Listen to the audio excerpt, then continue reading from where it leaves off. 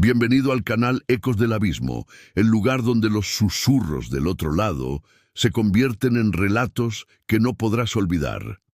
Dime algo, ¿te atreverías a adentrarte en las aguas más oscuras del océano si supieras que algo allí abajo está esperando por ti, con hambre?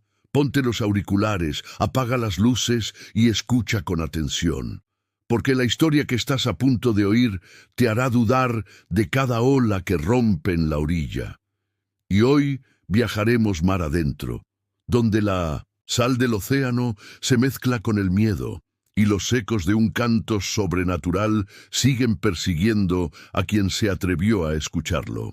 Antes de comenzar, te invito a escribir en los comentarios la frase «Escuché el canto y ya no puedo olvidarlo». Comentar ayuda muchísimo al canal, no solo para que esta historia llegue a más oídos, sino para alimentar ese fuego oscuro que nos une, el deseo de explorar lo desconocido. No olvides dejar tu like. Al hacerlo, estarás enviando esta historia a otros navegantes del misterio y harás que Ecos del Abismo siga creciendo en las sombras del algoritmo. Prepárate, porque lo que estás a punto de escuchar es un relato basado en hechos reales, uno que huele a sal, sangre y lamentos bajo el agua. El viejo Ernesto llevaba más de 30 años saliendo a pescar en su lancha de madera, una embarcación oxidada por el salitre, con remiendos que él mismo había ido cosiendo con paciencia y sudor. A pesar de los achaques en la espalda y los dedos torcidos por el trabajo duro, se resistía a dejar el mar. Decía que el océano era lo único que le quedaba, hasta que su hijo Tomás regresó del extranjero tras años de ausencia. El reencuentro fue seco, casi incómodo. Tomás ya no era el niño curioso que lo acompañaba de madrugada con una linterna en la mano y un gorro de lana demasiado grande. Era un hombre callado, con la mirada endurecida y una expresión que sugería que algo lo perseguía incluso en tierra firme. Aún así, aceptó volver al mar junto a su padre, quizá buscando redención, quizá buscando respuestas, o tal vez algo más oscuro. Salieron al amanecer, en una madrugada donde la niebla era tan espesa que parecía sólida. Ernesto murmuró una vieja oración antes de encender el motor, como hacía siempre. Pero Tomás, desde la popa, lo miró con una expresión extraña cuando escuchó las palabras. «¿Aún rezas para que no te escuchen?», preguntó. «Yo no rezo para que me escuchen a mí, hijo. Rezo para que ella no lo haga». La frase quedó flotando entre ambos, tan densa como la niebla que los envolvía. Horas después, ya mar adentro, las cañas estaban quietas. Ningún pez, ningún movimiento. Solo el crujido de la lancha y el sonido monótono del agua lamiendo la madera. Ernesto empezó a inquietarse. «Aquí siempre pican, siempre. Este banco no falla». Tomás, en silencio, observaba el horizonte, o al menos lo intentaba. La niebla no dejaba ver más allá de unos pocos metros. Entonces lo escucharon. Un canto, suave, melancólico, hermoso, antinatural. Era una voz de mujer, lejana, que parecía surgir desde debajo del casco. No venía de ningún lado específico, sino de todas partes al mismo tiempo. Ernesto palideció, dejó caer la caña y tomó el crucifijo que llevaba al cuello. «Dios mío, no otra vez», susurró. Tomás se levantó de golpe, como si hubiese sido hipnotizado. Caminó hacia el borde de la lancha con la mirada perdida. «¿Escuchas eso, papá? Es tan triste». Ernesto se lanzó hacia él, lo sujetó del brazo y lo obligó a sentarse. «No la escuches, cierra los oídos, no repitas la melodía, hijo, nunca la repitas». Pero Tomás ya la tarareaba suavemente, como si la conociera de antes, como si formara parte de él, como si la hubiera escuchado mucho antes de este día. El viejo soltó el ancla y maldijo entre dientes. La cuerda bajó, pero nunca tocó, y fondo. El mar parecía no tener fin bajo ellos, y el canto continuaba. Apenas una hora después ocurrió lo imposible. Los peces, que no se habían mostrado en toda la mañana, comenzaron a emerger. Muertos. Flotaban alrededor de la lancha, con los ojos reventados y las escamas despegándose como si algo los hubiese cocido vivos desde dentro. Sí, vámonos. Ya, ahora mismo, gruñó Ernesto.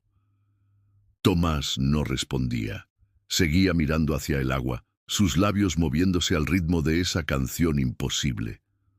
Fue entonces cuando vieron la primera señal, una figura, bajo la lancha, nadando, en círculos. No era un pez, ni un tiburón, ni una criatura marina conocida, era humanoide, piel pálida, cabello largo y ojos tan negros que no reflejaban ni la luz, solo sombras. Ernesto arrancó el motor con manos temblorosas. El rugido del viejo motor cortó momentáneamente el hechizo del canto, y Tomás parpadeó como si despertara de un sueño. ¿Qué? ¿Y fue eso? Una sirena, dijo Ernesto. Eso no existe. Entonces, ¿por qué estás temblando? El motor rugía, pero la lancha apenas avanzaba.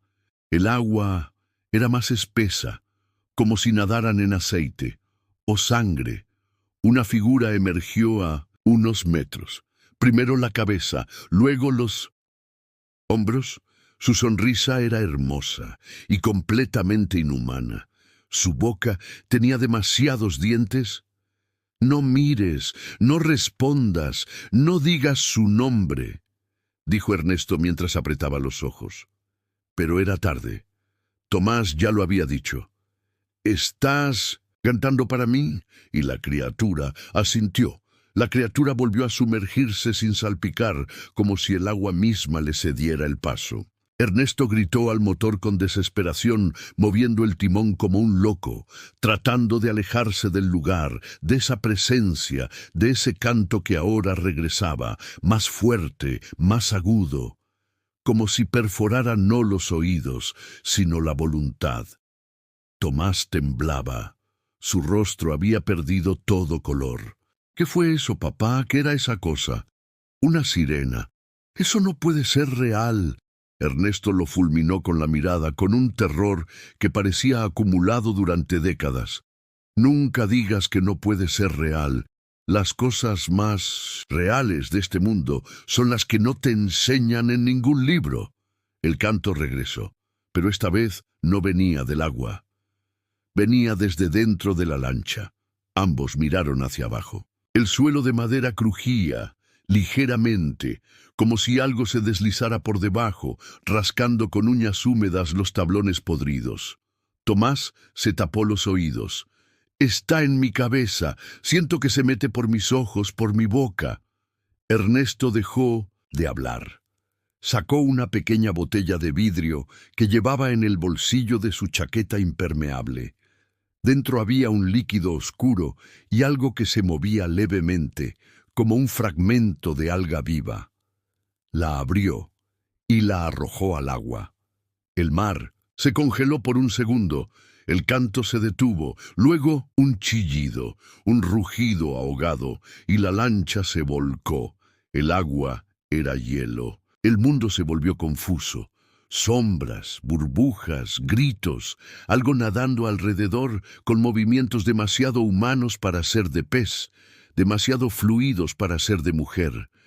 Tomás no recordaba cómo logró volver a la superficie, solo que sus pulmones estaban a punto de estallar y que la cuerda del ancla se enredó en su pierna. Cuando logró soltarse, lo hizo sin mirar hacia abajo. Instinto puro. Ernesto estaba sobre la quilla de la lancha invertida. Sangraba por una pierna y su mirada estaba fija en un punto detrás de su hijo. Tomás giró. Ella estaba ahí, de pie sobre el agua. Su piel no era solo blanca, era traslúcida. Se veían las venas, las costillas, una especie de branquias latiendo como parásitos bajo su cuello, y su rostro era hermoso pero no tenía expresión, ni emoción, solo la boca moviéndose, cantando, sin sonido.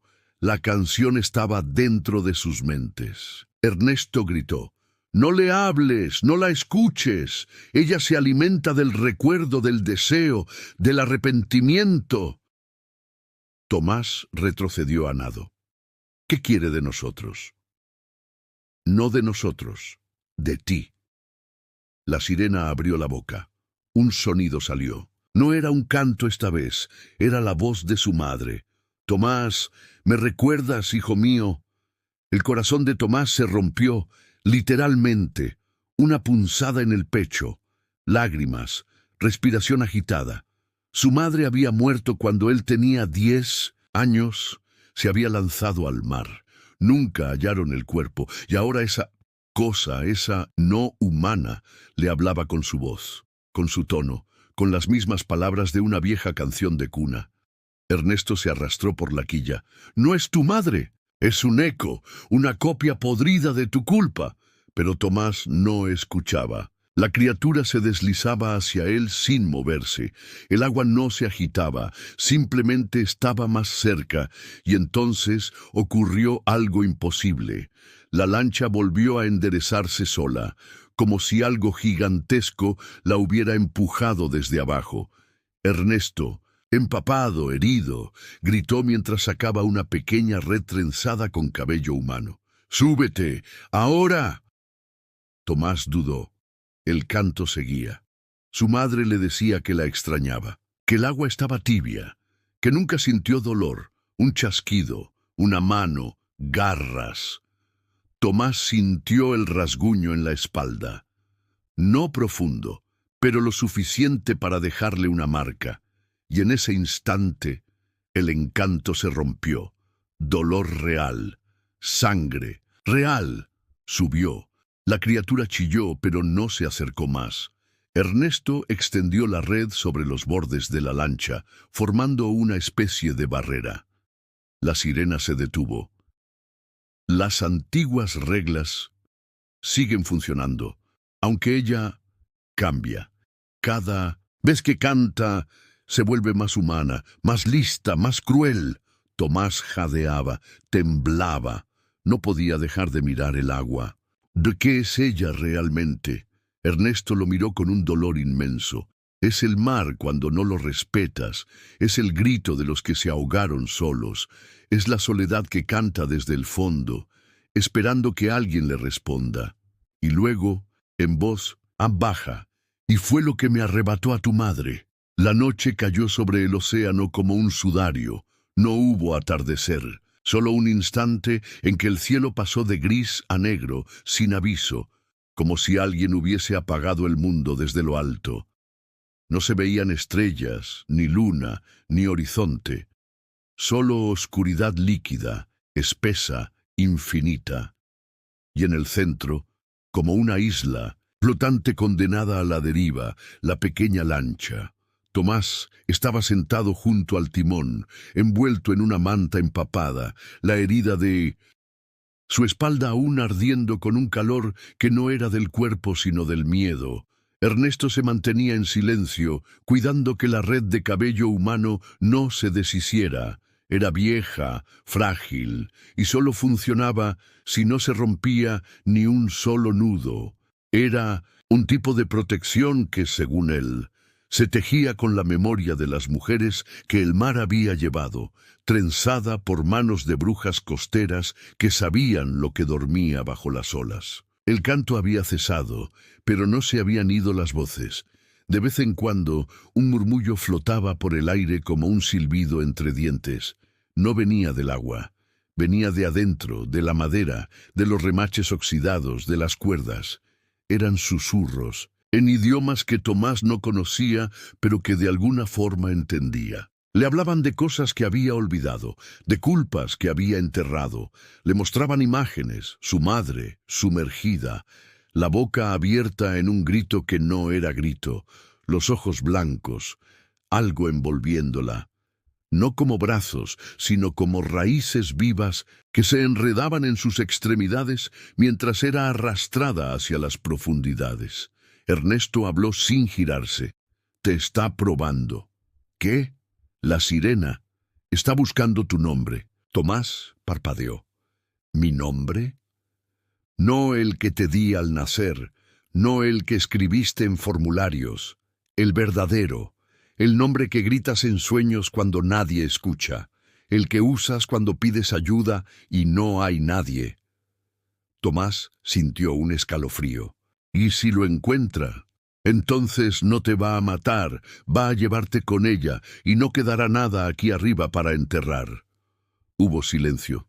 Y luego, risas. No humanas, ni femeninas, ni siquiera malignas, risas de cosas que no deberían reír, como si el agua misma se burlara de ellos. El mar comenzó a agitarse, no como una tormenta, más bien como si algo colosal se moviera debajo, empujando las olas desde abajo, desplazando la superficie en patrones circulares. Algo estaba despertando.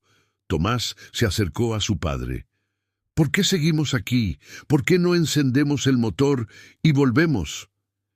Ernesto se rió, cansado. No se puede volver de donde ella ya te marcó. El mar no te devuelve, solo te presta mientras decide qué hacer contigo. La temperatura descendió, el aliento de ambos se volvió visible, la madera comenzó a crujir y desde el agua brotó una mano. No emergió como un salto, simplemente estaba ahí, pálida, larga, con dedos demasiado delgados y uñas negras como vidrio volcánico. Se posó sobre el borde de la lancha, justo al lado de Tomás. Ernesto no se movió, solo dijo, no reacciones, no hables. Si respondes, le das permiso. La mano se deslizó lentamente hasta tocar el brazo de Tomás. La piel del joven se erizó. El contacto era helado, pero no muerto. Palpitaba. Entonces, una voz dulce, cálida, familiar. Tomás, ¿te acuerdas cuando te escondías bajo la cama y yo me acostaba contigo hasta que te dormías? Era la voz exacta de su madre. El tono, las pausas, el ritmo, la mentira perfecta. Tomás lloró. Cerró los ojos, pero no respondió. La voz cambió. Ya no era su madre. Era su exesposa. Luego, un profesor que había abusado de su confianza. Luego, su propia voz. Las voces pasaban, una tras otra como máscaras cayendo. Todas querían lo mismo, su nombre.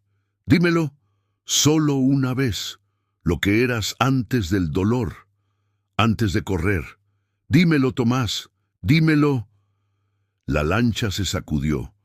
Ernesto saltó y cortó la cuerda del ancla con su cuchillo.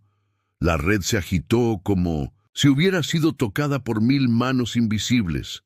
¡Está ascendiendo! Ya no quiere seducir, quiere devorar.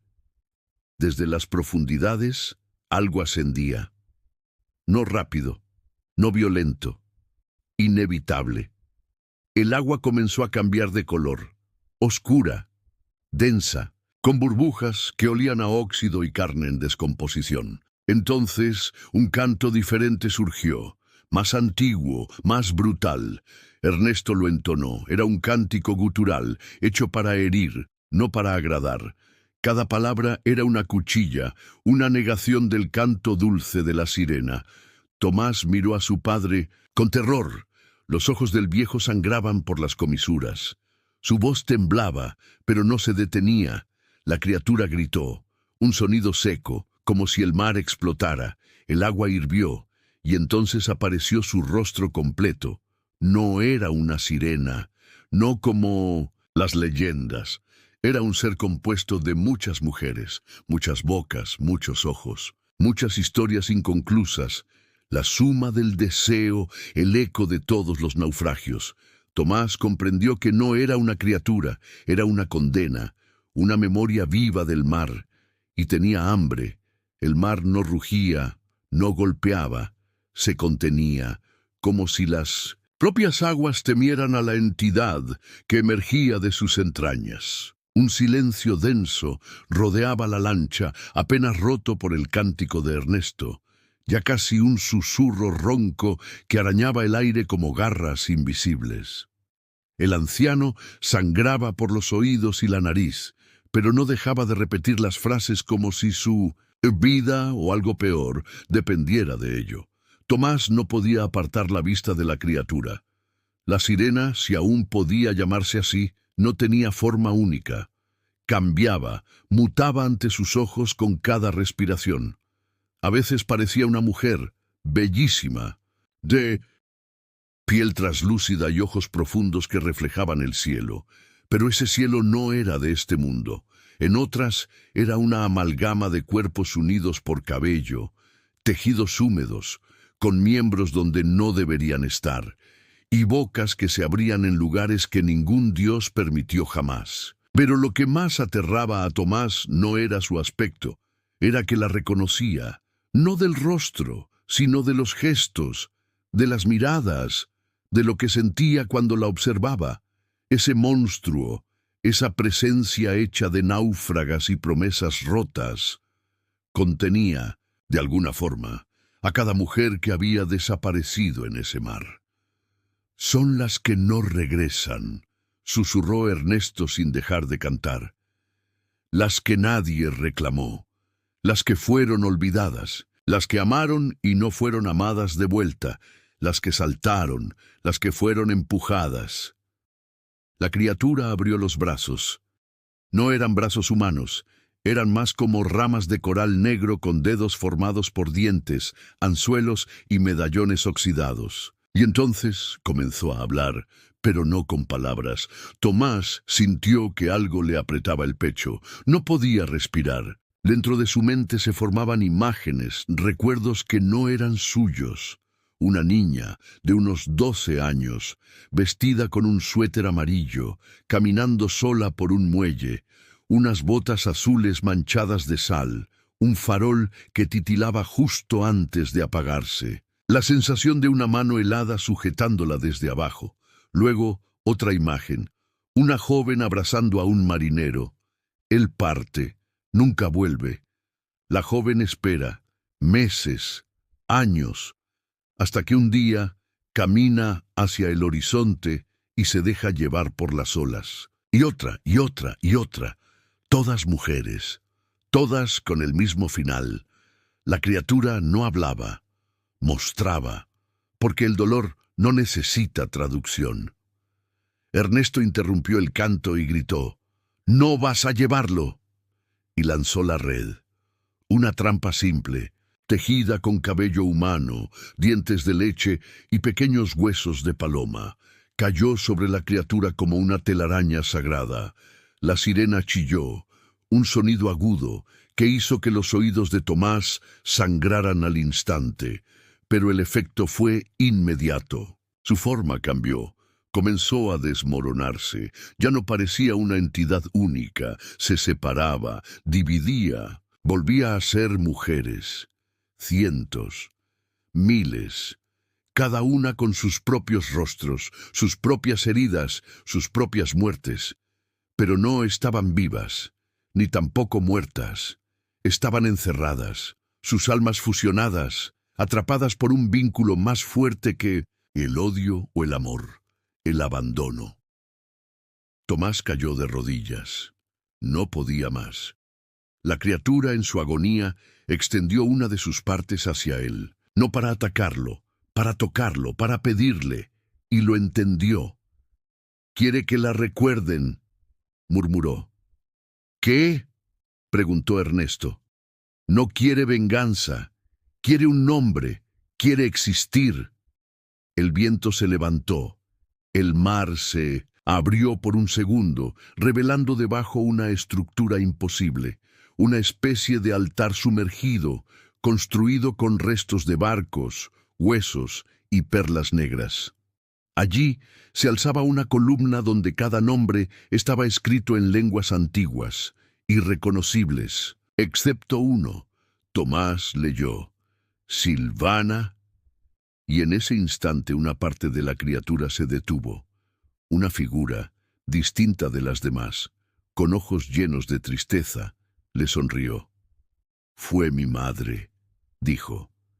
Ernesto bajó la cabeza, como si algo lo hubiera roto. Nunca te lo dije. Era una de ellas. Lo supe desde que volviste de la escuela aquel día y dijiste que habías soñado con una mujer cantando bajo el agua. El mar rugió, el canto volvió.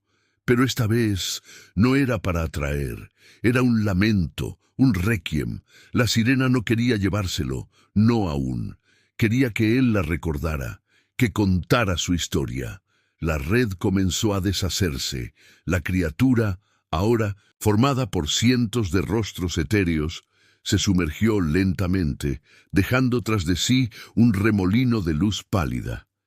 Las aguas se calmaron, y en la superficie solo quedaron ellos dos, y un amuleto de concha flotando al lado de la lancha. Tomás lo tomó en sus manos, y supo que el mar no lo había liberado, le había hecho un encargo. La luz del amanecer rompía por fin el horizonte cuando Tomás y Ernesto regresaron a tierra, firme. Las gaviotas chillaban con nerviosismo y el aire salado parecía más denso que nunca, como si la misma costa supiera que algo había cambiado en el equilibrio de las cosas. No hablaron durante el trayecto de vuelta. La lancha se deslizaba en silencio, como temiendo llamar la atención de lo que pudiese estar aún despierto bajo las olas. El amuleto, una concha negra como el carbón, con marcas imposibles talladas. En su superficie pendía del cuello de Tomás. Estaba frío, demasiado frío, y a veces parecía latir. La pesadilla no había terminado, recién había comenzado. Esa noche, al llegar a casa, Tomás intentó dormir, y entonces lo soñó. Estaba de nuevo en el altar sumergido. Las aguas lo envolvían sin ahogarlo, y las figuras flotaban a su alrededor. Mujeres de épocas distintas, rostros antiguos y modernos, todos marcados por una tristeza infinita. Una de ellas se le acercó. Silvana. Le tocó la frente, y en su mente surgió un nombre, luego otro, luego cientos. Eran nombres olvidados, mujeres desaparecidas en el mar, en costas lejanas, en puertos perdidos, en naufragios sin registros. Algunas nunca fueron buscadas, otras fueron recordadas durante un tiempo y luego borradas por el paso cruel de los años. «No tienes que devolvernos», dijo Silvana en el sueño sin abrir la boca. «¿Devolverlas? ¿Cómo?», preguntó él. «Nombrándonos, llamándonos, haciéndonos existir otra vez». Y con ese mandato, Tomás despertó. Desde ese día comenzó a cambiar.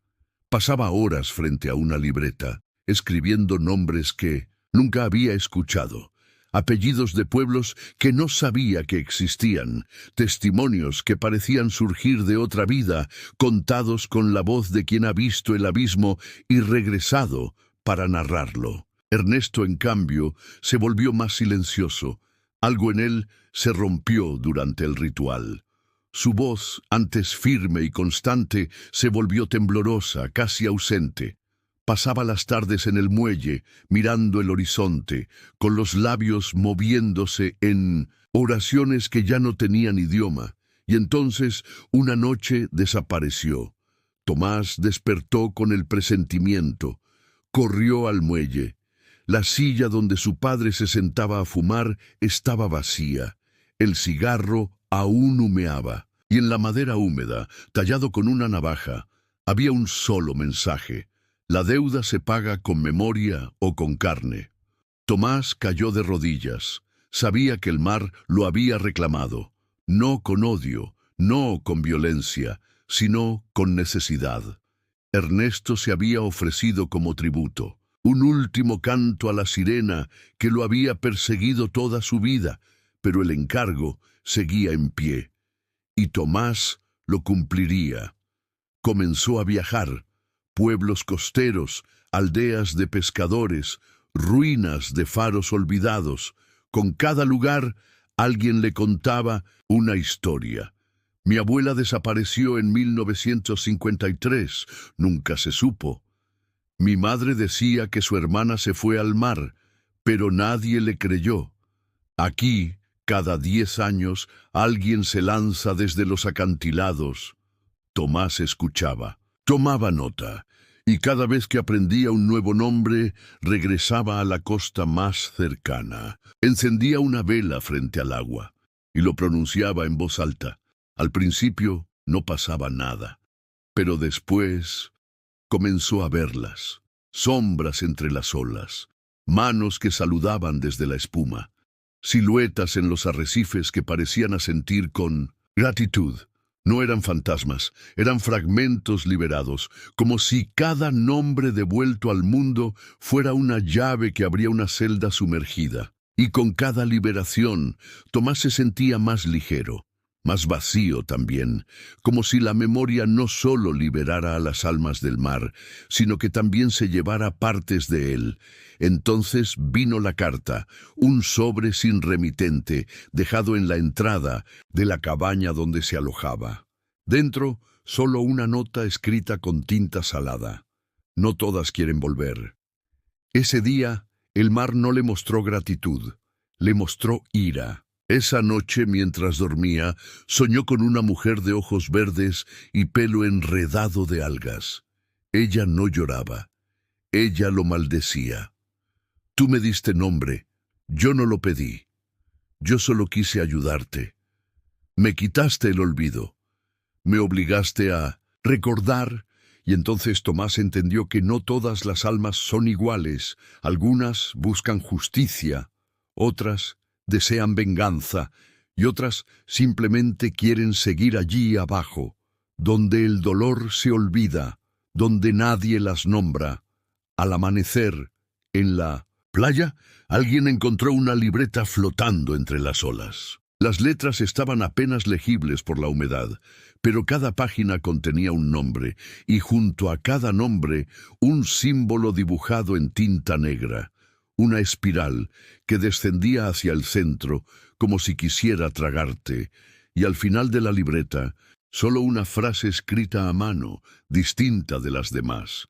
Si encuentras esto, no sigas leyendo. Algunos ecos deben quedar en el abismo. El cuaderno apareció en manos de un joven periodista local llamado Leandro. Su sueño siempre había sido publicar una gran historia. Algo que sacudiera las conciencias, que dejara huella. Lo que encontró, sin embargo, fue una puerta hacia lo inexplicable. La libreta parecía antigua, como si hubiese estado años sumergida en el agua. Sin embargo, las palabras seguían legibles, como si una fuerza se asegurara de que todo lo escrito perdurara. Leandro la leyó en una sola noche. Página tras página, nombre tras nombre, cada uno acompañado por una breve nota. Desapareció en la costa de Itapuá, 1932. Tenía los pies marcados con escamas. Última vez vista embarcándose en un bote de remos sola, en Camosim, 1965. Dijo haber escuchado un canto. Caminó directo al mar, nunca volvió. Al llegar al final, encontró la advertencia. Si encuentras esto, no sigas leyendo.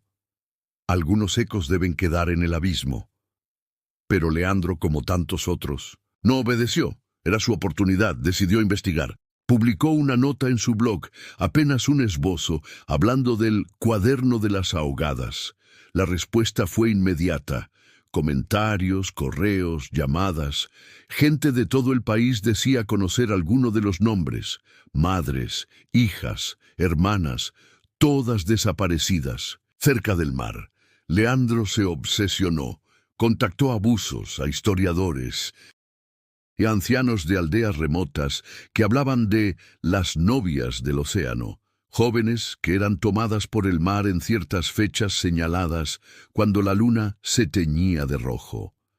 Otros hablaban de una figura femenina que se aparecía en las tormentas, cantando con una voz que hacía llorar a los hombres y aullar a los perros. Pero la historia más perturbadora le llegó de un viejo pescador ciego al sur de Paraty. Este le dijo: «El mar no traga por accidente, el mar elige. Y ahora que tú tienes ese cuaderno, estás en la lista». Leandro intentó reír, pero no pudo, porque esa noche, en sueños, la vio, No era como en las películas, no era hermosa, tampoco era monstruosa, era algo entre ambas cosas, como si la belleza de una sirena hubiese sido moldeada por el dolor de siglos. Sus ojos eran pozos sin fondo, su cabello algas y esqueletos de peces, y su voz era una canción triste, tan triste que hizo que Leandro despertara llorando. Desde entonces no volvió a dormir bien. Y luego comenzaron a desaparecer personas a su alrededor. Primero, su novia, luego, un colega del periódico, después, su hermana menor. Cada desaparición precedida por el mismo patrón, una extraña fijación con el mar, una visita repentina a la playa y el mismo canto que nadie más oía. Leandro volvió al cuaderno, quería destruirlo, pero no podía. Cada vez que lo intentaba, aparecía de nuevo sobre su escritorio, como si el papel tuviese voluntad. En un intento desesperado, buscó a una antropóloga especializada en leyendas marinas. Ella lo escuchó con paciencia, y entonces le dijo: «No puedes destruir una historia que aún se está escribiendo. Estás dentro de ella ahora». Fue ahí cuando lo entendió. El cuaderno no era solo un registro, era una trampa, un objeto de llamada. Cada nombre leído, cada historia contada, era una invocación. Y ahora la sirena tenía hambre otra vez. Esa misma noche, Leandro desapareció. Su auto fue encontrado en un acantilado, con la puerta abierta y las llaves puestas. No había señales de lucha. Solo un par de huellas mojadas que iban del auto al borde del precipicio y se perdían en la nada. ¿Y el cuaderno? Volvió a desaparecer. Pero algunos aseguran que ha vuelto a aparecer en manos de otras personas, bloggers, tiktokers, curiosos del misterio. Todos con una cosa en común: después de tocar el cuaderno, comienzan a soñar con el canto, y uno a uno desaparecen. Si llegaste hasta aquí, permíteme decirte algo: muy pocos tienen el valor de descender tan profundo, de mirar al abismo sin apartar la vista, de escuchar una historia como esta sin desconectarse, sin huir, sin apagar el sonido al primer escalofrío. Tú no solo escuchaste, sobreviviste al canto, porque sí, eso fue lo que enfrentaste, una melodía de muerte y memoria. Un eco maldito que viene desde las profundidades del tiempo y de la conciencia, y que aún resuena entre nosotros. Tal vez ahora dentro de ti. Esta historia, como tantas otras que contamos aquí en Ecos del Abismo, no es solo un relato de horror. Es una advertencia, una llave a un universo paralelo que coexiste con el nuestro. Uno que se abre solo a quienes se atreven a mirar más allá del velo, allí donde habitan los susurros, los ritos perdidos, las entidades que reclaman lo suyo. El mar, querido oyente, nunca está en silencio. Solo espera que lo escuches con atención suficiente, y cuando lo haces, ya no hay vuelta atrás. Si esta historia resonó contigo, quiero pedirte algo muy especial. Para identificar a los verdaderos valientes que escucharon hasta el final, quiero que comentes aquí abajo la siguiente frase: «Yo también oí el canto». Esa frase será nuestro símbolo, una manera de reconocernos entre quienes cruzamos el umbral y regresamos con la mirada distinta, los que no miraremos nunca más al océano de la misma manera. Tu comentario no solo nos une, también ayuda a que este relato llegue a más personas, a más buscadores de la verdad, a más almas curiosas que, como tú, desean explorar lo desconocido sin miedo. Y si aún no lo has hecho, te invito a suscribirte al canal. Porque aquí, en Ecos del Abismo, cada historia es una grieta en la realidad. Una grieta por donde se filtran las leyendas, los susurros y las criaturas que nunca dejaron de existir. Y cada nuevo suscriptor es como una antorcha encendida en medio del bosque. Nos da fuerza para seguir contando lo que otros prefieren callar. No olvides dejar un like, porque con ese simple gesto estarás ayudando a que el algoritmo de YouTube recomiende este video a más almas sensibles, más exploradores del misterio, más valientes como tú.